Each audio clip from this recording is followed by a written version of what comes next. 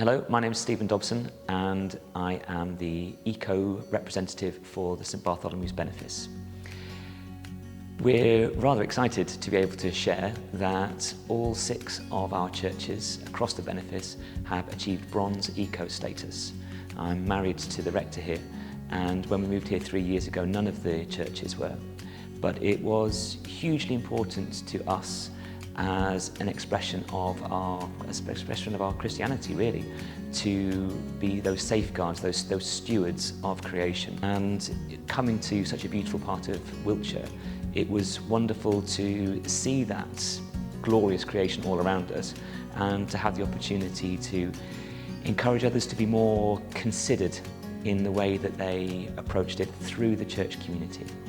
We started off with the intention of getting just Assembly Church there, but it soon snowballed once we realised how people were keen to get involved. It wasn't all plain sailing. I think living in such a beautiful area, there wasn't quite the same sense of urgency that there might have been if we lived in a rather nature-denuded inner city area. But in others, that knowledge of and appreciation of the countryside, the farming community and the farming adjacent community that live and worship here, there is an increasing understanding across the whole of society that things aren't quite right at the moment. So in order to get there were various steps that we took. The preaching and teaching aspect of the Arosha framework is one that we were reaching pretty much straight away. It's a regular part of our prayers and the preaching that take place across all of the 6 churches. Last year we also did a fundraising activity where people baked bread and brought it along and sold and shared it, and that was again that celebration of what we've been given, of the gifts that we've been given and the care that we can take of it. We also have, as other churches, even those not in a rural environment, are able to take part in, so World Environment Sunday for instance, where we considered as a benefice, all of the churches came together, all of the different parishes, and we had a single benefice service. And the recognition of the harm that we as a society and as individuals in that society are doing to creation, and those green shoots of hope, that growth that we can latch onto.